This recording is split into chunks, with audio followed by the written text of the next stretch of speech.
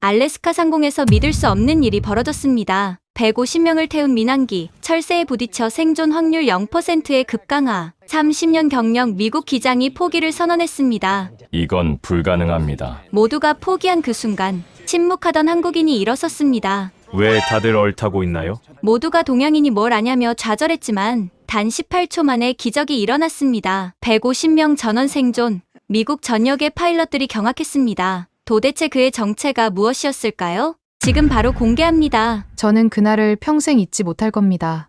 알래스카 상공에서 벌어진 그 악몽 같은 반말이죠. 저는 캐나다 항공안전조사관 사라 맥도널드입니다. 30년 동안 이 일을 해왔지만 그날 밤처럼 죽음을 가까이서 마주한 적은 없었어요. 승객으로 위장해 비공식 안전 점검을 하던 중이었죠. 앵커리지발 시애틀행 FX-847편. 겉보기엔 평범한 여객기였습니다. 제 옆에서 한 노부부가 걱정스럽게 대화를 나누고 있었어요. 여보, 이런 날씨에 정말 떠야 하나? 내일로 미루면 안 될까? 벌써 3번이나 연기됐잖아. 손주 생일에 맞춰 가려면 오늘 꼭 가야 해. 저도 사실 불안했어요. 하지만 임무가 있었죠. 최근 이 노선에서 크고 작은 정비 문제가 보고됐고 본사에서 직접 확인해보라는 지시를 받았거든요. FX-2847편 승객 여러분께 안내 말씀드립니다. 기상 악화로 탑승이 30분 지연됩니다. 양해 부탁드립니다. 안내 방송이 나왔지만 놀라는 사람은 없었어요. 오히려 30분만 지연이면 다행이라는 표정들이었죠. 화물 여객기라 일반 승객은 50명 정도였고 나머지는 대부분 화물 운송 관계자나 알래스카 유전 노동자들이었어요. 승무원까지 포함하면 총 217명이 탑승 예정이었죠. 게이트 밖을 내다보니 비를 맞으며 일하는 지상 직원들이 보였어요. 그런데 유독 한 사람이 눈에 띄었죠.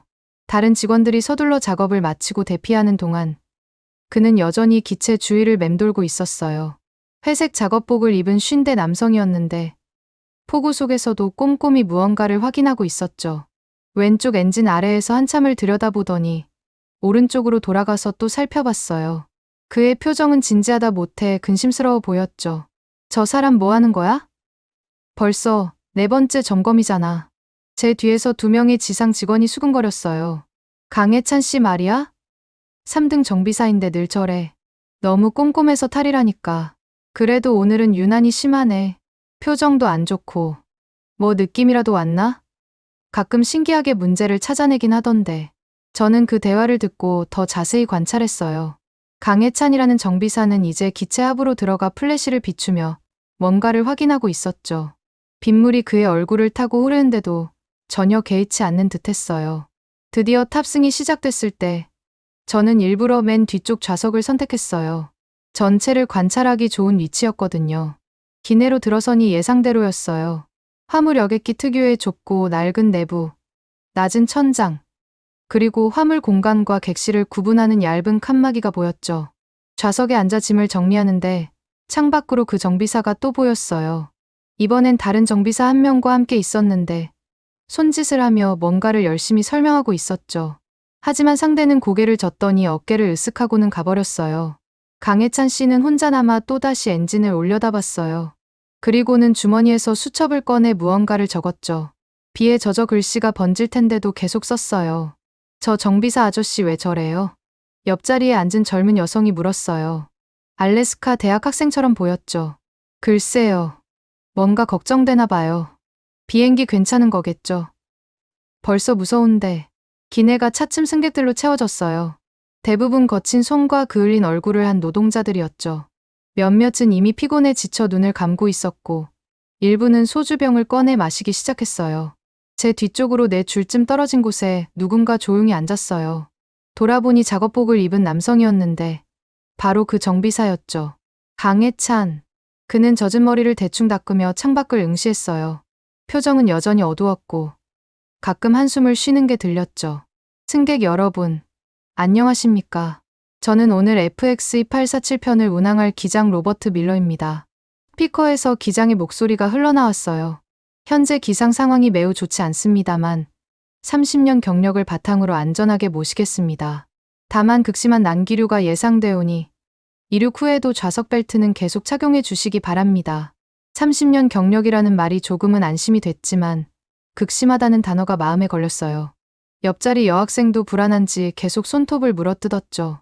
기체가 활주로로 이동하기 시작했어요. 창밖은 폭우로 아무것도 보이지 않았고 가끔 번개가 칠 때만 주변이 잠깐 밝아졌죠. 엔진 소리가 점점 커지기 시작했는데 왼쪽 엔진에서 미세하게 불규칙한 진동이 느껴졌어요. 일반인은 못 느낄 정도였지만 30년간 항공기와 함께한 저는 알 수 있었죠. 이륙 직전 저는 뒤를 돌아봤어요. 강혜찬 씨는 눈을 감고 있었는데 입술이 미세하게 움직였죠. 기도를 하는 것 같았어요. 아니면 무언가를 계산하고 있는지도. 굉음과 함께 기체가 활주로를 박차고 올랐어요. 순간 강한 횡풍에 기체가 크게 흔들렸고 승객들 사이에서 비명이 터져 나왔죠. 하지만 그것은 시작에 불과했어요. 고도 5,000피트를 지날 때부터 난기류가 시작됐어요. 기체가 롤러코스터처럼 오르락내리락했고 좌우로도 심하게 흔들렸죠. 커피를 마시던 승객의 컵이 떨어져 깨졌고 선반에서 가방 하나가 떨어져 복도에 나뒹굴었어요. 으악, 무서워요. 옆자리 여학생이 제 팔을 꽉 잡았어요. 저도 솔직히 무서웠지만 침착한 척했죠. 괜찮아요. 이 정도는 자주 있는 일이에요. 하지만 그때 왼쪽 엔진에서 이상한 소리가 들리기 시작했어요. 웅웅거리는 정상적인 엔진음에 섞여 간헐적으로 딱딱거리는 금속성 소음이 났죠.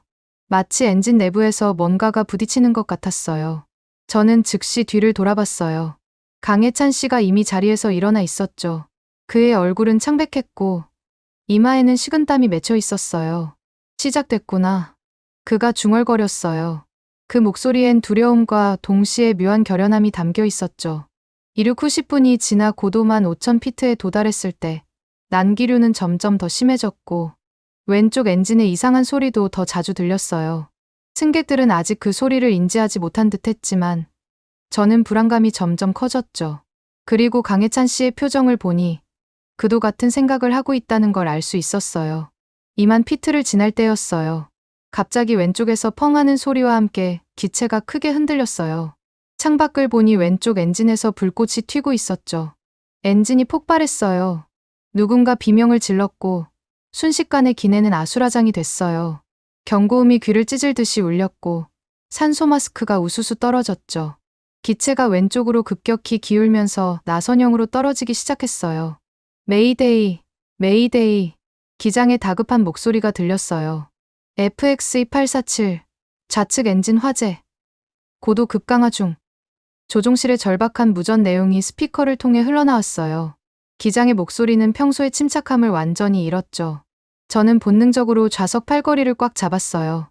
30년 경력이지만 이런 상황은 처음이었죠. 중력이 사라진 듯한 느낌이 들었고 내 몸이 좌석에서 뜨려는 걸 안전벨트가 간신히 붙잡고 있었어요. 엄마, 엄마. 앞좌석에서 10살쯤 돼 보이는 남자아이가 울부짖었어요. 엄마는 아이를 꽉 안고 있었지만 본인도 공포에 질려 있었죠. 괜찮아. 우진아, 엄마가 있어. 무서워하지 마. 하지만 그 목소리는 떨리고 있었어요. 제 옆자리 여학생은 이미 정신을 잃은 듯 했어요. 고개가 축 늘어진 채 의식이 없었죠. 저는 그녀의 산소 마스크를 씌워주면서도 손이 계속 떨렸어요. 기체는 계속 추락했어요. 고도계를 힐끗 보니 1분에 4,000피트씩 떨어지고 있었죠. 이 속도라면 5분 안에 우리는 하느님, 제발, 아직 죽고 싶지 않아요. 뒤쪽에서 누군가의 기도 소리가 들렸어요. 러시아 정교의 기도문 같았죠.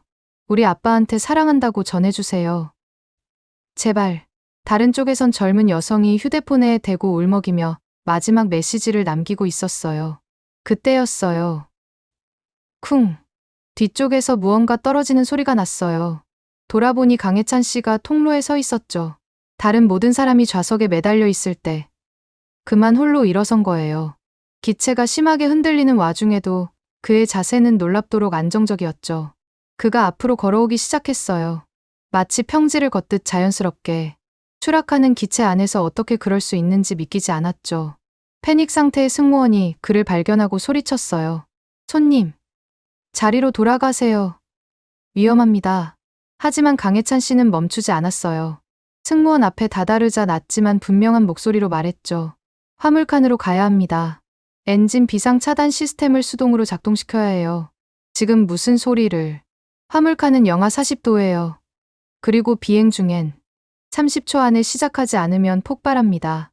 왼쪽 엔진 화재가 연료 탱크로 번지기 전에 막아야 해요. 그의 목소리엔 확신이 가득했어요. 주머니에서 낡은 공구 가방을 꺼내 보이며 말을 이었죠. 저는 정비사입니다. 이 기체, 제가 점검했어요. 뭐가 문제인지 알고 있습니다.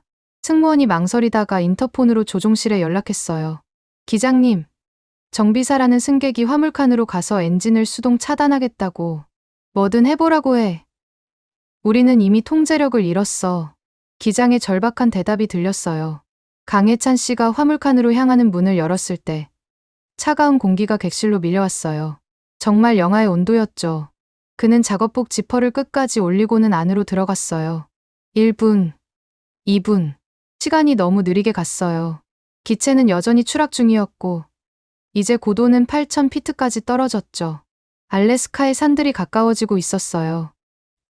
그때 왼쪽 엔진의 불꽃이 꺼지기 시작했어요. 그리고 잠시 후 엔진이 완전히 멈췄죠. 더 이상의 폭발 위험은 사라진 거예요. 좌측 엔진 정지 확인. 화재 진압. 조종실에서 안도의 목소리가 들렸어요. 하지만 여전히 우리는 한쪽 엔진만으로 추락하고 있었죠. 3분이 더 지났을 때 믿을 수 없는 일이 일어났어요. 부르릉. 죽었던 왼쪽 엔진에서 다시 소리가 나기 시작한 거예요. 처음엔 약했지만 점점 정상적인 엔진음으로 바뀌었죠. 이게 어떻게? 좌측 엔진 재가동됐습니다. 조종실에 놀란 목소리가 들렸어요. 기체의 추락 속도가 눈에 띄게 줄었고 조금씩 수평을 되찾기 시작했죠. 5분 후 화물칸 문이 열리고 강혜찬 씨가 모습을 드러냈어요. 온몸이 얼어붙은 듯 했어요. 작업복은 찢겨 있었고 손은 동상으로 새빨갛게 부어 있었죠. 이마에선 피가 흘렀고 입술은 파랗게 질려 있었어요. 하지만 그의 눈빛은 여전히 살아 있었죠. 임시 조치입니다. 완전하진 않아요. 하지만 시애틀까진. 그는 말을 끝내지 못하고 휘청거렸어요. 옆에 있던 승객 2명이 재빨리 그를 부축했죠. 이 사람이 우리를 구한 거예요. 누군가 외쳤고 기내에 박수가 터져 나왔어요. 하지만 그는 고개를 젓기만 했죠. 아직 끝난 게 아닙니다. 그의 말이 끝나기도 전에 이번엔 오른쪽 엔진에서 이상한 소리가 나기 시작했어요. 텅, 텅텅. 금속이 부딪히는 둔탁한 소리였죠. 모두의 얼굴이 다시 창백해졌어요. 오른쪽 엔진의 불길한 소리에 기내는 다시 긴장감에 휩싸였어요. 방금 전의 안도감은 순식간에 사라지고 더 큰 공포가 밀려왔죠. 강혜찬 씨는 여전히 추위에 떨고 있었지만 그 소리를 듣자마자 눈빛이 날카로워졌어요. 터빈 블레이드 손상. 예상했던 일이군요. 그가 중얼거리듯 말했어요. 승무원이 담요를 가져와 그에게 덮어주려 했지만 그는 손을 들어 거절했죠. 시간이 없습니다. 조종실로 가야 해요. 무슨 말씀이세요? 지금 상태로는 오른쪽 엔진도 곧 멈춥니다. 그 전에 조치를 취해야 해요. 그는 비틀거리면서도 조종실 쪽으로 향했어요. 이번엔 러시아계 승객 2명이 나섰죠. 우리가 돕겠소. 시베리아 유전에서 20년 일했어요. 극한 상황엔 익숙합니다. 키가 산만한 이반이라는 남자와 그의 동료 세르게이였어요. 둘 다 거친 손과 단단한 체구를 가진 전형적인 현장 노동자들이었죠. 하지만 바로 그때 뜻밖의 방해가 나타났어요. 중국계로 보이는 중년 남성이 벌떡 일어나 길을 막아섰죠. 잠깐만. 이거 이상하지 않습니까? 그는 비즈니스 정장을 입은 40대 남성이었는데 날카로운 눈빛으로 강혜찬 씨를 쏘아봤어요. 처음엔 왼쪽 엔진이 고장나고 이 사람이 나타나서 고치고 이제 오른쪽이 고장나니 또 나타났어요. 너무 타이밍이 완벽하지 않습니까? 기내가 순간 조용해졌어요. 몇몇 승객들이 수군거리기 시작했죠. 그러고 보니 정비사가 왜 승객으로 타고 있지? 중국계 남성이 목소리를 높였어요. 애초에 이 사람이 뭔가 조작한 거 아닙니까? 영웅 놀이하려고? 미쳤어요? 지금 그게 중요해요? 앞좌석에 앉았던 젊은 엄마가 화를 냈어요. 이 사람이 없었으면 우리 벌써 추락했어요. 그래서 더 의심스럽다는 겁니다. 어떻게 혼자서 영하 40도 화물칸에서 엔진을 고칩니까? 말이 됩니까? 논쟁이 격해지는 동안 강혜찬 씨는 아무 말도 하지 않았어요. 그저 조용히 서서 기다릴 뿐이었죠. 동상 입은 손을 주머니에 넣은 채 표정 하나 바꾸지 않았어요. 그때 미국인 남성 하나가 일어섰어요. 30대 초반의 금발 남성이었는데 보잉사 로고가 새겨진 셔츠를 입고 있었죠. 저는 보잉사 항공 엔지니어 마크 존슨입니다. 그가 말했어요. 방금 이분이 하신 일은 정비 매뉴얼에도 없는 수준이에요. 비행 중 엔진 재시동은 이론적으로만 가능한 일입니다. 그는 강해찬 씨를 보며 계속했어요. 당신, 혹시 군 출신이십니까? 강해찬 씨가 처음으로 작은 반응을 보였어요. 눈을 감았다가 천천히 떴죠. 하지만 여전히 대답은 없었어요. 됐습니다. 지금은 논쟁할 때가 아니에요. 그가 마침내 입을 열었어요. 목소리는 쉬어 있었지만 단호했죠. 5분 안에 조치하지 않으면 오른쪽 엔진도 완전히 멈춥니다. 그럼 이 무거운 화물기는 그냥 추락해요. 믿든 말든 선택은 여러분 몫입니다. 그리고는 중국계 남성을 지나쳐 조종실로 향했어요. 이반과 세르게이가 그를 따랐고 저도 자리에서 일어났죠. 조종실 문이 열렸을 때 안은 전쟁터 같았어요. 각종 경고등이 깜빡이고 있었고 기장과 부기장은 땀범벅이 되어 조종관과 씨름하고 있었죠. 뭐야? 승객은 들어올 수 없. 캡틴 밀러.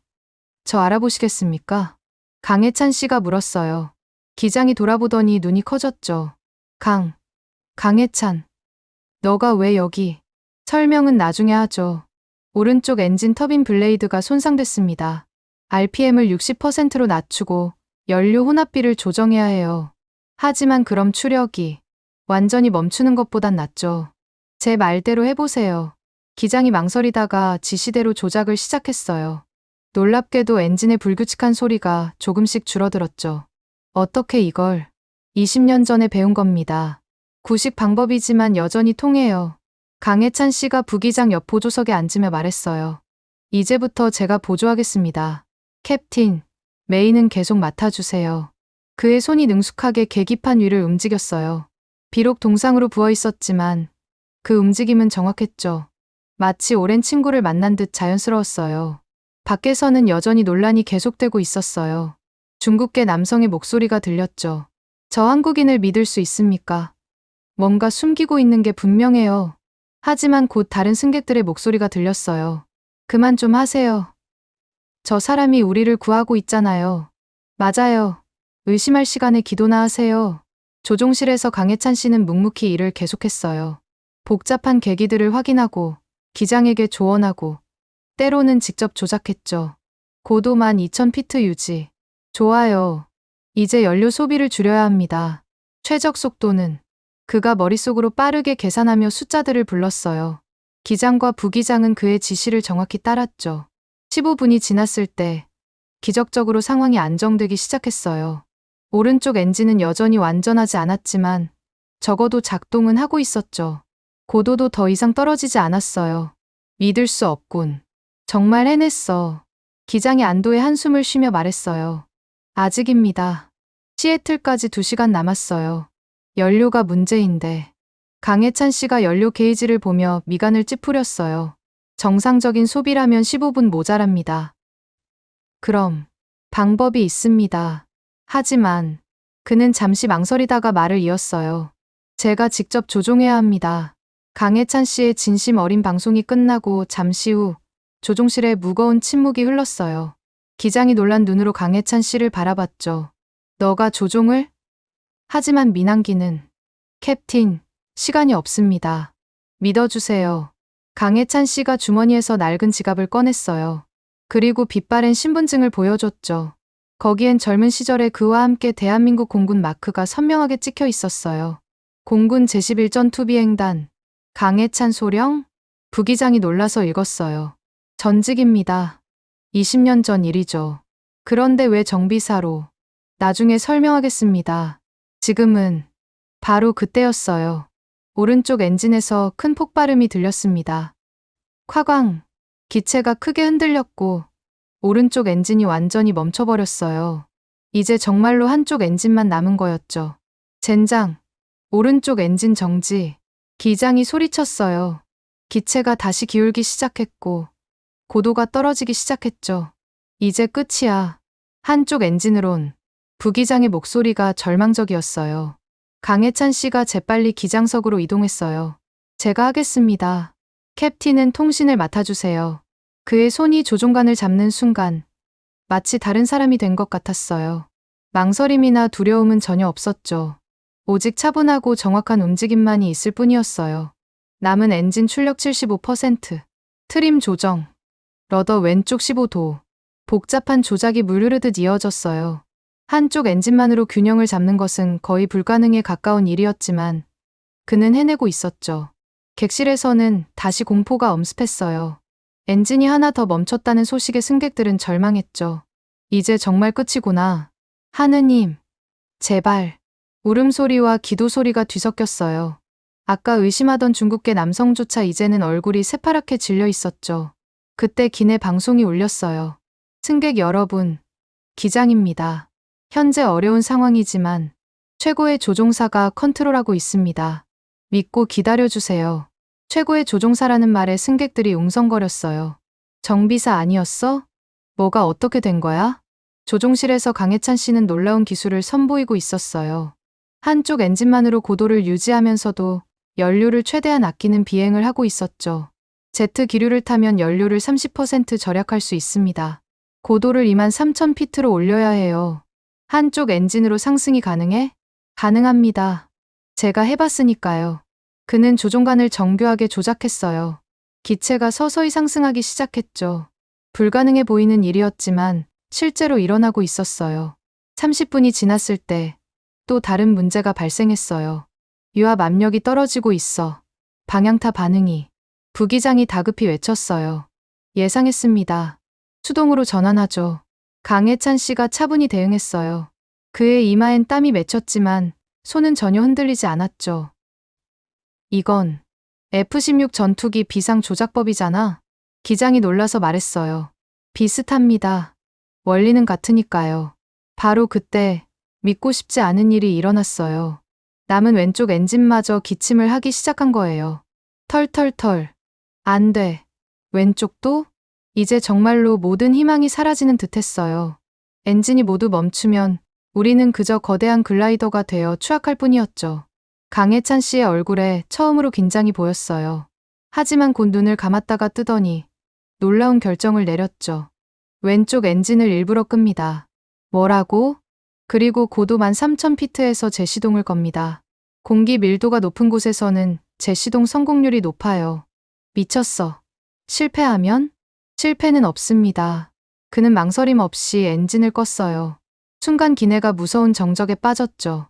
엔진 소리가 완전히 사라지자 오직 바람 소리만이 으스스하게 들렸어요. 고도가 빠르게 떨어졌어요. 20,000피트, 18,000피트, 15,000피트. 승객들은 이제 최후의 순간을 준비하고 있었어요. 유서를 쓰는 사람, 가족 사진을 보는 사람, 서로를 꼭 안고 있는 사람. 13,000피트. 지금이다. 강해찬 씨가 재시동 버튼을 눌렀어요. 한 번, 두 번, 세 번. 아무 반응이 없었어요. 기장과 부기장의 얼굴이 창백해졌죠. 네 번째 시도. 부르릉. 엔진이 다시 살아났어요. 그것도 이전보다 더 힘차게 돌기 시작했죠. 됐다. 엔진 정상 작동. 조종실의 환호성이 터졌어요. 하지만 강해찬 씨는 여전히 집중하고 있었죠. 아직입니다. 착륙이 남았어요. 그런데 그가 계기판을 보며 미간을 찌푸렸어요. 착륙 장치가 작동하지 않네요. 이번엔 정말 모두가 할 말을 잃었어요. 바퀴 없이 어떻게 착륙한단 말인가요? 그때 객실에서 또다시 소동이 일어났어요. 아까의 중국계 남성이 다시 소리를 질렀죠. 봐요. 이게 다 쇼라니까. 너무 드라마틱하지 않습니까? 닥치세요. 이번엔 러시아인 이반이 버럭 소리를 질렀어요. 한 번 더 그런 소리 하면 창밖으로 던져버릴 겁니다. 하지만 몇몇이 동조하기 시작했어요. 이상하긴 해. 한 사람이 모든 걸 해결한다. 영웅 코스프레 아닐까? 그때였어요. 강해찬 씨의 목소리가 기내 방송으로 흘러나왔습니다. 승객 여러분, 저는 강해찬입니다. 모두가 숨을 죽였어요. 의심하시는 분들이 계신 것 같은데. 당연합니다. 저도 제 자신이 의심스러우니까요. 그의 목소리가 떨렸어요. 20년 전, 저는 동료를 지키지 못했습니다. 제 실수로 가장 아끼던 후배를 잃었죠. 그 후로 다시는 하늘을 날지 않겠다고 맹세했습니다. 조종실에서도 객실에서도 모두가 귀를 기울였어요. 하지만 오늘 217명의 생명이 제게 달려 있습니다. 과거는 바꿀 수 없지만 현재는 바꿀 수 있습니다. 그래서 그는 잠시 말을 멈췄다가 이었어요. 끝까지 최선을 다하겠습니다. 믿어주세요. 강해찬 씨의 진솔한 방송이 끝나자 기내 분위기가 미묘하게 바뀌었어요. 하지만 여전히 일부 승객들은 의심의 눈초리를 거두지 않았죠. 특히 그 중국계 남성은 더욱 목소리를 높였어요. 감동적인 이야기네요. 하지만 그게 다 사실입니까? 20년 전 일을 누가 확인할 수 있죠? 리 씨, 제발 그만하세요. 옆자리에 한국계 미국인이 말렸지만 소용없었어요. 아니, 생각해보세요. 정비사가 전투기 조종사였다. 그것도 이렇게 완벽한 타이밍에? 할리우드 영화도 이렇게 뻔하진 않아요. 그때 뜻밖의 사람이 일어섰어요. 맨 뒤쪽에 혼자 앉아있던 백발의 노인이었죠. 지팡이를 짚고 일어선 그는 떨리는 목소리로 말했어요. 나는 미 공군 퇴역 대령 윌리엄 앤더슨입니다. 모두가 그를 바라봤어요. 2002년 11월 14일 한미연합훈련 프리덤 이글. 나도 거기 있었소. 객실이 순간 조용해졌어요. 노인이 계속했죠. 그날 한국 공군 F-16 두 대가 극한의 저공비행 훈련 중이었소. 선두기는 강해찬 소령, 뒤따르던 윙맨은 김준영 중위. 노인의 목소리가 떨렸어요. 계곡을 빠져나오는 순간 갑작스런 하강 기류가 덮쳤소. 김중위의 기체가 통제력을 잃었고 강소령이 자기 기체를 위험하게 조작해서 김중위를 구하려 했지만 그는 잠시 말을 멈췄다가 이었어요. 결국 김중위는 추락했소. 하지만 그건 강소령의 잘못이 아니었어. 오히려 그는 자기 목숨을 걸고 동료를 구하려 했으니까. 기내가 숙연해졌어요. 앤더슨 대령이 계속했죠. 그 후로 강소령은 스스로를 용서하지 못했소. 최고의 조종사였는데 하루아침에 사라졌지. 우리는 그를 파이팅 펠컨의 유령이라고 불렀소. F-16의 별명이 파이팅 펠컨이었거든. 중국계 남성 리 씨도 이제는 입을 다물었어요. 만약 조종실에 있는 사람이 정말 그 강해찬이라면 우리는 최고의 손에 맡겨진 거요. 바로 그때 시애틀 관제탑과의 교신이 스피커로 흘러나왔어요. FX-2847. 여기는 시애틀 관제탑. 비상 착륙 준비 완료. 그런데 착륙 장치가 수동으로 시도 중입니다. 부분적으로만 작동하고 있어요. 강해찬 씨의 차분한 목소리가 들렸죠. 동체 착륙 가능성도 염두에 두고 있습니다. 알겠습니다. 소방차와 구급차 대기 중. 그런데 당신, 목소리가 낯익은데. 나중에 이야기하죠. 지금은 집중해야 합니다. 착륙이 임박하자 승객들은 다시 긴장했어요. 동체 착륙이라니. 그건 곧 기체가 활주로에 배를 깔고 미끄러진다는 뜻이었죠. 자칫하면 폭발할 수도 있었어요. 충격 자세 취해주세요. 머리를 숙이고 승무원들이 외쳤어요. 모두가 고개를 숙였지만 공포는 숨길 수 없었죠. 그때 강해찬 씨가 마지막 시도를 했어요. 부기장님, 유압 압력을 수동으로 최대한 올려주세요. 제가 신호하면 정확히 3초간 유지. 알겠습니다. 고도 1000피트, 800피트, 600피트. 지금. 쿵. 무언가 작동하는 소리가 났어요. 그리고 우측 주륜 50% 전개. 전륜도 나왔습니다. 좌측은 여전히 안 나와요. 한쪽 바퀴만으로 착륙해야 하는 상황. 이것도 충분히 위험했지만 동체 착륙보다는 나았죠. 300피트, 200피트, 100피트. 다들 꽉 잡으세요. 50피트, 30피트, 10피트. 쿵. 오른쪽 바퀴가 먼저 활주로에 닿았어요. 기체가 크게 기울었고 왼쪽 날개가 활주로에 닿을 듯 말 듯 아슬아슬했죠. 불꽃이 튀고 금속 긁히는 소리가 귀를 찢었어요. 강해찬 씨는 필사적으로 균형을 잡았어요. 오른쪽 바퀴 하나와 엔진 역추진만으로 수백 톤급의 기체를 컨트롤하는 거였죠. 500m, 1km, 1.5km. 기적적으로 기체가 천천히 속도를 줄이며 멈춰섰어요. 왼쪽 날개 끝이 살짝 활주로에 닿아 긁혔지만 그게 전부였죠. 살았다. 217명 전원이 무사했어요. 순간 기내는 환호와 울음으로 가득 찼어요. 서로를 껴안고 박수를 치고 신에게 감사 기도를 올렸죠. 우리가 살았어. 살았다고. 기적이야. 이건 기적이야. 그런데 이상했어요. 가장 기뻐해야 할 사람, 우리를 구한 사람의 목소리가 들리지 않았죠. 조종실 문이 열리고 기장과 부기장이 나왔어요. 둘 다 탈진한 표정이었지만 안도감이 가득했죠. 강해찬 씨는요? 누군가 물었어요. 아직 안 해. 마무리 작업을 하고 계십니다. 5분이 더 지나서야 강해찬 씨가 모습을 드러냈어요. 그는 조용히 걸어 나왔는데 마치 아무 일도 없었던 것처럼 담담했죠. 승객들이 박수를 치며 다가왔어요. 정말 감사합니다. 생명의 은인이세요. 어떻게 감사를 드려야. 하지만 그는 손을 들어 사양했어요. 저는 그저 할 일을 했을 뿐입니다. 그때 중국계 리 씨가 다가왔어요. 그의 얼굴은 불그락푸르락했죠. 당신, 정말로 그 강해찬 소령이었군요. 제가 큰 실수를. 괜찮습니다. 의심하는 게 당연해요. 저라도 그랬을 겁니다. 강해찬 씨의 대답은 담담했어요. 원망이나 서운함은 전혀 없었죠. 하지만 리 씨는 계속 사과했어요. 아니, 정말 죄송합니다. 당신은 영웅인데 제가. 영웅은 무슨. 전 여전히 20년 전 그날의 실패자일 뿐입니다. 그의 눈에 깊은 슬픔이 스쳤어요. 다만 오늘은 조금 나은 결과를 얻었을 뿐이죠. 구급대원들이 들어와 부상자들을 확인하기 시작했어요. 다행히 심각한 부상자는 없었죠. 강해찬 씨도 동상 치료를 위해 병원에 가야 했지만 그는 거부했어요. 다른 분들부터 봐주세요. 전 괜찮습니다. 공항 터미널로 이동하면서 많은 승객들이 그 주위에 모여들었어요. 정비사로 일하신 이유가. 한 승객이 조심스럽게 물었죠. 속죄라고 해야 할까요? 더 이상 조종은 못하겠지만 비행기 곁에는 있고 싶었어요. 혹시라도 도움이 될 수 있을까 해서. 그래서 그렇게 꼼꼼하게 점검하신 거군요. 네, 제가 놓친 작은 실수로 또 누군가 희생될까봐. 그의 목소리가 작아졌어요. 터미널에 도착했을 때 기자들이 몰려들었어요. 하지만 강해찬 씨는 모든 인터뷰를 거절했죠. 할 말이 없습니다. 그저 운이 좋았을 뿐이에요. 그리고는 사람들 틈에 섞여 조용히 사라지려 했어요. 하지만 승객들이 그를 놓아주지 않았죠. 기다려주세요. 연락처라도, 감사 인사라도 제대로. 그때 앤더슨 대령이 지팡이를 짚고 다가왔어요. 강소령. 아니, 강씨.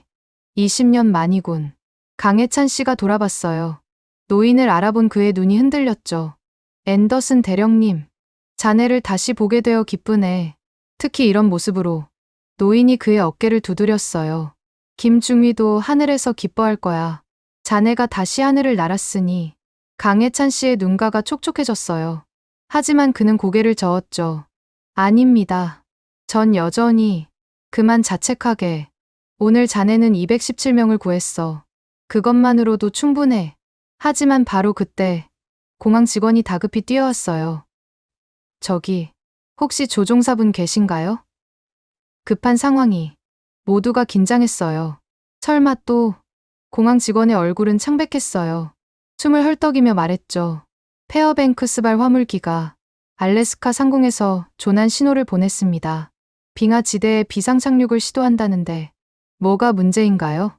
조종사가 심장마비로 쓰러졌고 부기장은 2년차 신입이라. 게다가 승객 중에 수학여행 가는 고등학생 40명이 모두가 숨을 죽였어요. 빙하에 착륙이라니. 그것도 경험 없는 부기장이? 구조대는?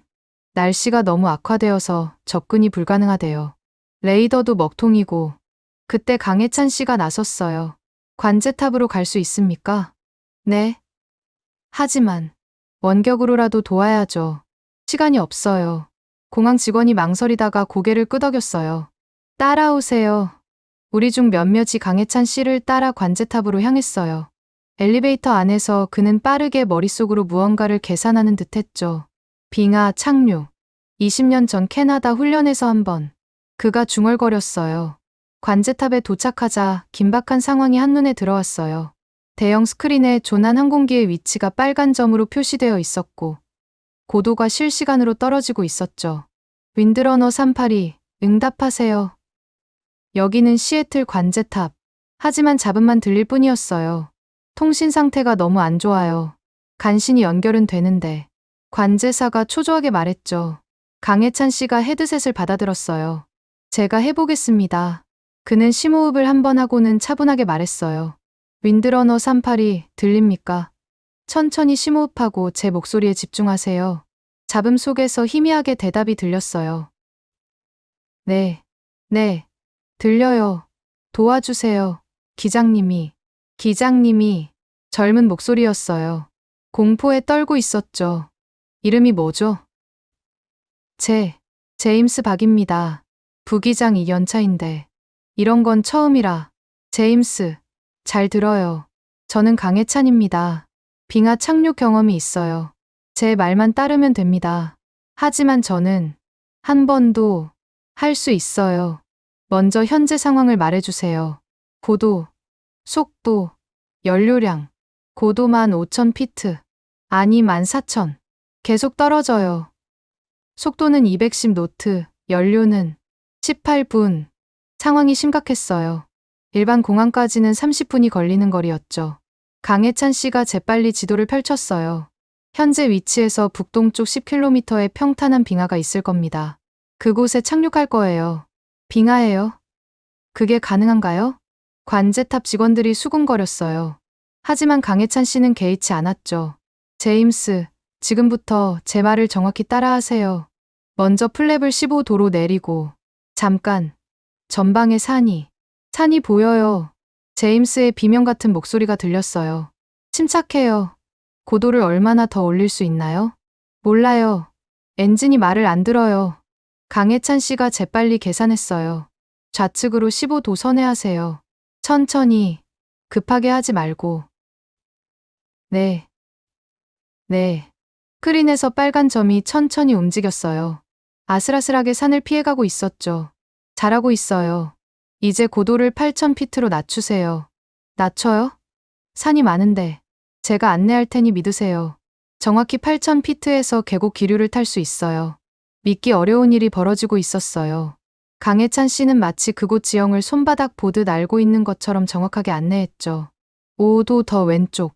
좋아요. 이제 직진하세요. 앞이 안 보여요. 눈보라가 너무 심해서. 계기만 보세요. 시야는 필요 없어요. 15분이 흐르는 동안 관제탑에 있던 모든 사람이 숨을 죽이고 지켜봤어요. 강혜찬 씨의 이마엔 땀이 맺혔지만 목소리는 여전히 차분했죠. 연료가 5분 남았어요. 제임스의 절박한 목소리가 들렸어요. 충분해요. 이제 고도 3,000피트로 낮추고 속도를 150노트로 줄이세요. 여기가 빙하인가요? 맞아요. 보이는 대로 설명해 주세요. 하얗게, 평평해 보이는데 확실하지 않아요. 강혜찬 씨가 눈을 감고 무언가를 떠올리는 듯 했어요. 그리고는 말했죠. 왼쪽에 검은 바위가 보일 거예요. 그걸 기준으로 300m 오른쪽이 가장 평탄한 지점입니다. 어떻게 그걸? 관제사가 놀라서 중얼거렸어요. 봤어요. 검은 바위가 보여요. 제임스의 목소리에 희망이 섞였어요. 좋아요. 이제가 제일 중요해요. 접지 순간 엔진을 끄고 즉시 역추진을 걸어야 해요. 빙판이라 미끄러질 거예요. 알겠습니다. 1000피트, 500피트, 300피트, 플랩 최대. 속도 110노트 유지. 100피트, 50피트. 지금 엔진 컷.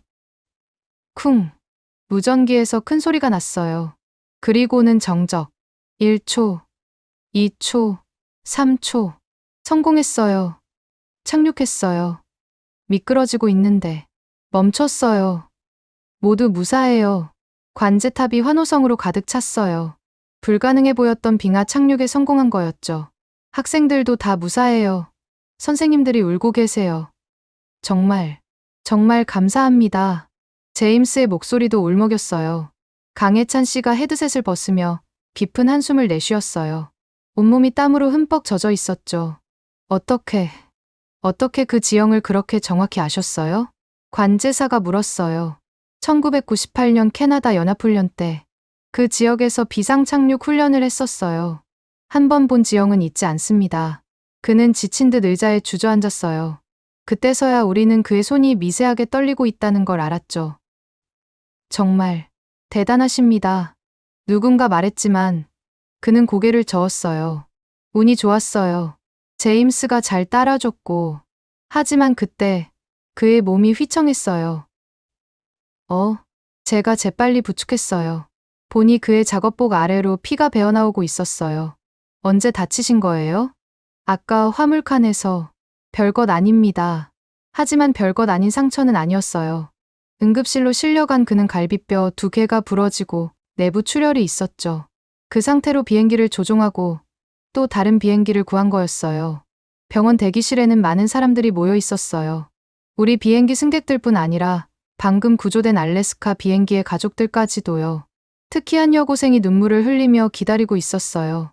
우리 언니가 그 비행기에 있었어요. 살려주신 분께 꼭 감사 인사를.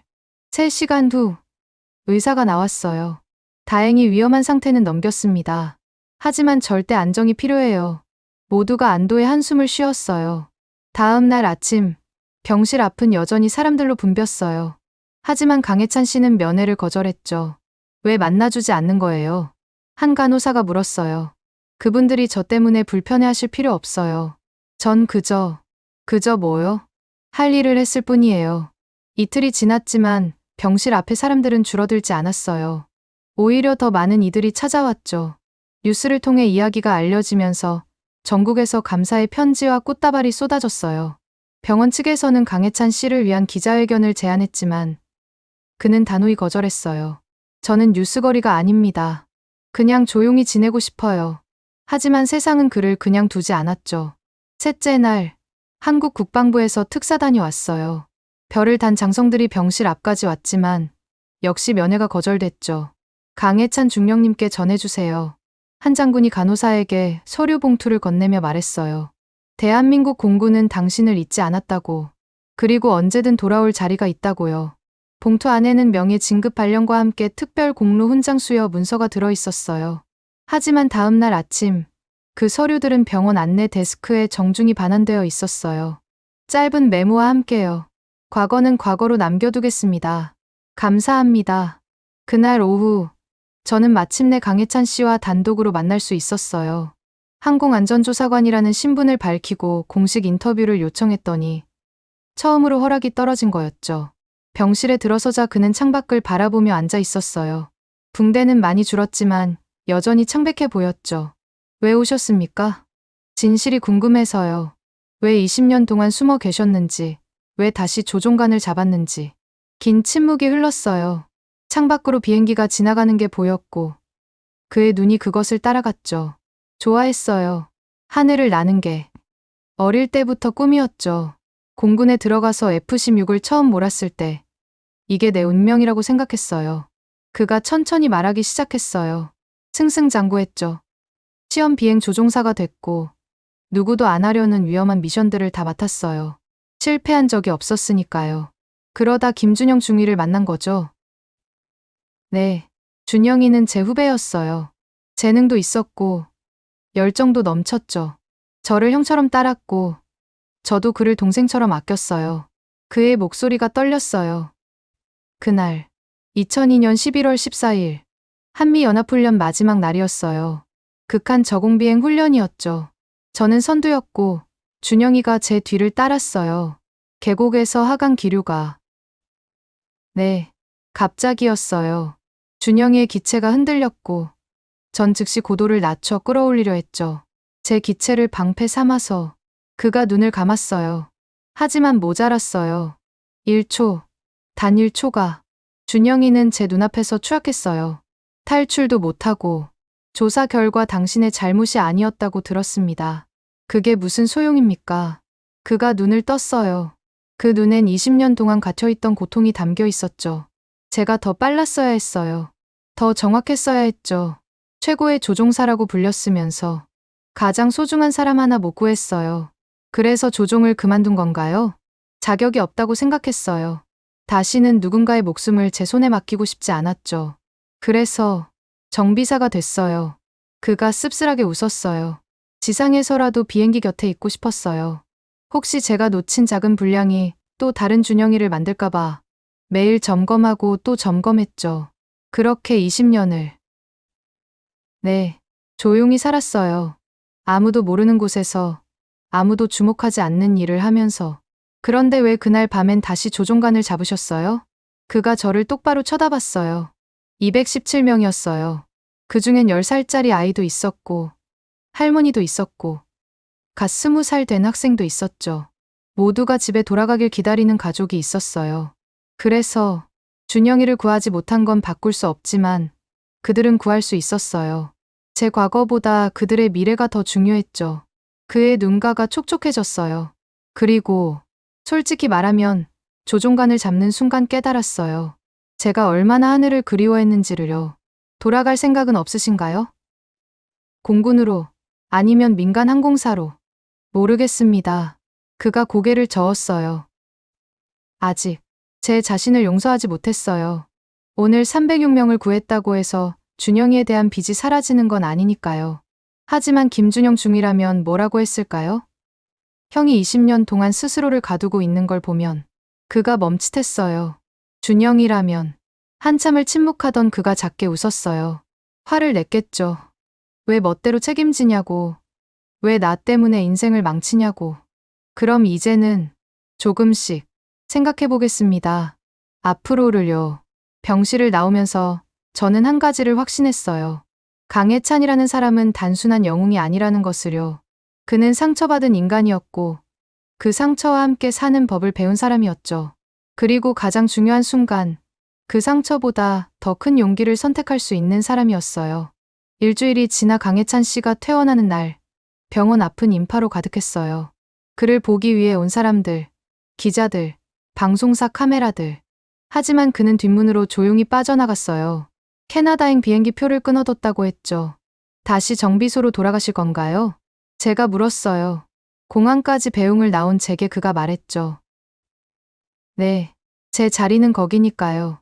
하지만 이제 모두가 당신을 알아봐요. 조용히 살기 힘들 텐데 익숙해지겠죠. 사람들 기억은 생각보다 짧으니까요. 그때 한 무리의 사람들이 다가왔어요. 알래스카 비행기에서 구조됐던 학생들과 선생님들이었죠. 강해찬 선생님, 여학생 하나가 뛰어와 그를 껴안았어요. 정말 감사해요. 언니도, 친구들도 모두 무사할 수 있었어요. 강해찬 씨는 당황한 듯 어색하게 서 있었지만 곧 학생의 등을 토닥여줬어요. 다행이야. 건강하게 잘 지내?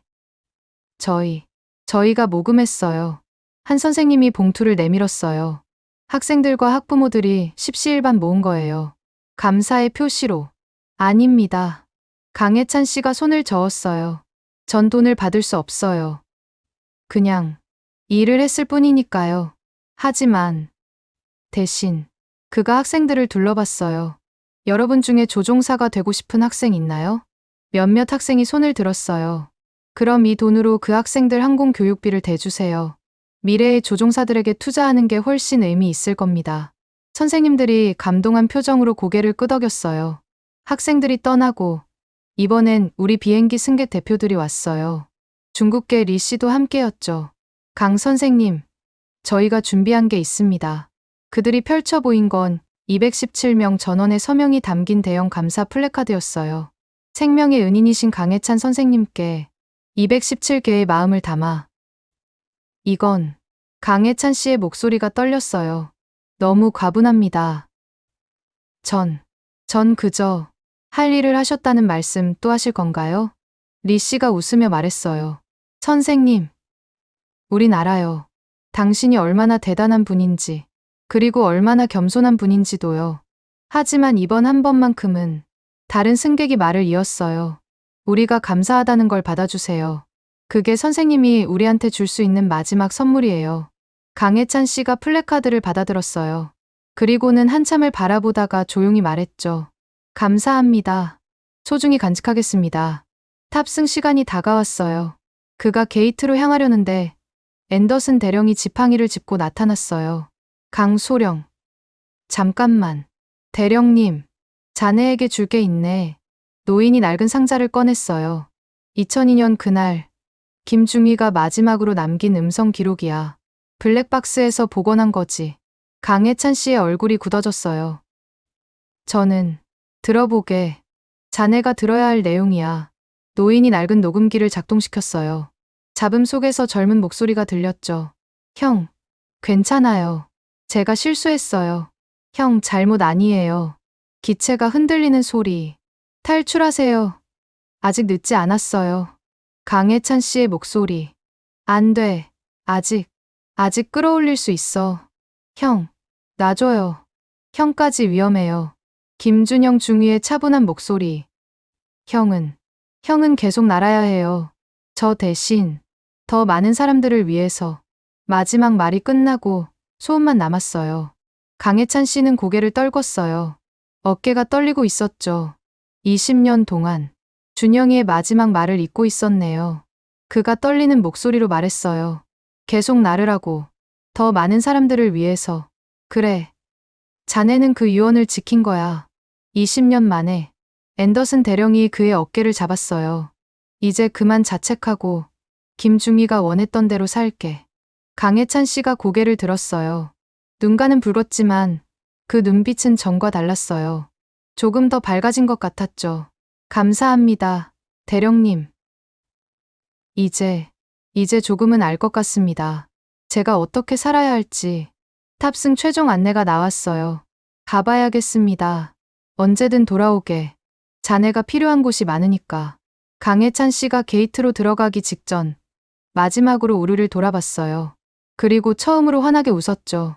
다들 건강하세요. 그리고 하늘에서 또 만나요. 그가 사라진 후 앤더슨 대령이 제게 말했어요. 저 사람 분명 돌아올 거야. 하늘은 저런 조종사를 그냥 놔두지 않거든. 어떻게 아세요? 눈빛이 달라졌어. 20년 동안 죽어있던 눈이 다시 살아났으니까. 3개월 후 저는 한국을 방문했어요. 항공안전국제회의 참석차였지만 사실 강혜찬 씨를 만나고 싶은 마음이 더 컸죠. 인천공항에 도착해서 놀란 건 공항 곳곳에 그날의 이야기가 전시되어 있다는 거였어요. 알래스카 기적의 밤 조용한 영웅 강혜찬? 사진과 함께 간단한 설명이 붙어 있었지만 화려하지 않았어요. 한국답게 절제되고 담담했죠. 주변 사람들에게 물어보니 대부분 그 이야기를 알고 있었어요. 하지만 반응이 독특했죠. 아, 그 정비사분 말씀이세요? 대단하시죠. 근데 그런 분이 한국엔 많아요. 네, 묵묵히 자기 일 하시는 분들요. 드러내지 않아서 그렇지. 택시 기사님의 말이 인상적이었어요. 대전으로 향하는 길, 저는 한국의 풍경을 유심히 봤어요. 아침 일찍 가게 문을 여는 사람들, 횡단보도에서 아이들을 지키는 교통지도 봉사자들, 지하철에서 노인에게 자리를 양보하는 젊은이들, 모두가 당연하다는 듯 자기 역할을 하고 있었죠. 대전 외곽의 작은 정비소, 주소를 따라 찾아가니 생각보다 작은 건물이었어요. 찾으시는 분 있으세요? 젊은 정비사가 물었어요. 강혜찬 씨 계신가요? 아, 강 선생님요? 지금 안에서 수업 중이세요. 수업이요? 경납고 안으로 들어가니 놀라운 광경이 펼쳐졌어요. 20명쯤 되는 학생들이 항공기 부품을 앞에 두고 강혜찬 씨의 설명을 듣고 있었죠. 엔진의 심장은 터빈이에요. 이 작은 날개들이 초속 300m로 회전하면서 그의 목소리는 부드러웠지만 열정이 담겨 있었어요. 학생들도 눈을 빛내며 듣고 있었죠. 수업이 끝나고 학생들이 나간 후 그가 저를 발견했어요. 맥도널드 조사관님. 어떻게? 보고 싶어서 왔어요. 잘 지내시는 것 같네요. 그가 웃었어요. 전보다 훨씬 밝아진 얼굴이었죠. 덕분에요. 요즘은 이렇게 아이들 가르치는 재미로 살아요. 무료로 가르치신다고 들었어요. 형편이 어려운 아이들이에요. 꿈은 있는데 기회가 없었던. 제가 도울 수 있다면 당연히 해야죠. 우리는 정비소 옆 작은 카페에 앉았어요. 많이 달라지셨네요. 제가 말했어요. 네. 앤더슨 대령님이 주신 녹음을 듣고 많은 걸 깨달았어요. 준영이가 원했던 건 제가 자책하며 사는 게 아니었더라고요. 그래서 이렇게. 네. 미래의 조종사들을 키우는 거요. 준영이도 누군가의 스승이 되고 싶어 했거든요. 제가 대신 하는 거죠. 혹시 다시 조종관을 잡을 생각은? 그가 창밖을 봤어요. 마침 훈련기 한 대가 하늘을 가로지르고 있었죠. 가끔 생각해요. 하지만 아직은 여기가 제 자리인 것 같아요. 지상에서도 할 수 있는 일이 많더라고요. 그때 한 학생이 뛰어들어왔어요. 선생님, 제가 합격했어요. 공군사관학교, 정말 축하한다. 민호야. 강혜찬 씨의 얼굴에 환한 웃음이 번졌어요. 그 웃음을 보며 저는 알았죠. 이 사람은 자기만의 방식으로 하늘을 날고 있다는 것을요. 사흘을 더 한국에 머물며 저는 많은 걸 배웠어요. 서울의 한 소방서에서 만난 20년 경력 소방관. 그는 수백 명을 구했지만 단 한 번도 인터뷰를 하지 않았다고 했죠. 제 일인데 뭘요? 당연한 거 아닙니까? 부산의 한 의사는 매주 무료 진료를 했지만 이름을 밝히지 않았어요. 환자들이 편하게 오려면 유명하지 않은 게 나아요. 대구의 한 교사는 30년간 어려운 학생들을 몰래 지원했지만 은퇴할 때까지 아무도 몰랐다고 해요. 가르치는 게 제 일인데 그 정도는 해야죠. 한국 사람들은 입버릇처럼 말했어요. 별거 아니에요. 당연한 일이죠. 제 일인데요. 하지만 그 당연함 속에 얼마나 큰 헌신이 숨어 있는지 저는 이제 알았어요. 한국을 떠나는 날, 강혜찬 씨가 공항까지 배웅을 나왔어요. 다시 와주셔서 감사했어요. 아니요. 제가 더 많이 배웠어요. 한국에서, 그리고 선생님에게서. 배울 게 뭐 있나요? 그가 웃었어요. 행동이 말보다 중요하다는 것. 영웅은 조용히 온다는 것. 진짜 용기는 과거를 극복하는 거라는 것. 과찬이십니다. 그리고 가장 중요한 건 저는 그의 눈을 똑바로 봤어요. 상처받은 사람도 다시 날 수 있다는 거예요. 자기만의 방식으로요. 그의 눈가가 부러졌지만 미소는 여전했어요. 감사합니다. 그 말 잊지 않을게요. 비행기에 오르며 창밖을 내다봤어요. 강혜찬 씨가 손을 흔들고 있었죠. 그리고 그 뒤로 수많은 사람들이 각자의 자리에서 묵묵히 일하고 있었어요. 한국, 조용한 영웅들의 나라. 그들은 박수를 요구하지 않지만 가장 필요한 순간엔 망설임 없이 손을 내밀어요. 그들은 과거에 갇히지 않고 미래를 향해 조용히 걸어가요. 그리고 그 조용한 걸음이 모여 기적을 만들어내죠. 지금까지 알래스카 상공에서 펼쳐진 기적의 이야기 어떠셨나요? 평범한 정비사로 살던 한 남자가 절체절명의 순간 217명을 그리고 또 89명을 구해낸 감동의 실화였습니다. 진정한 영웅은 망토를 두르고 하늘을 나는 사람이 아니라 필요한 순간 조용히 손을 내미는 사람이라는 걸 다시 한번 깨닫게 됩니다. 강혜찬 씨처럼 우리 주변엔 얼마나 많은 숨은 영웅들이 있을까요?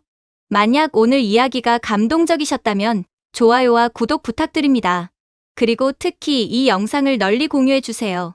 묵묵히 자신의 자리에서 최선을 다하는 모든 이들에게 응원의 메시지가 되도록 더 많은 분들이 이 이야기를 들을 수 있도록 공유 부탁드립니다.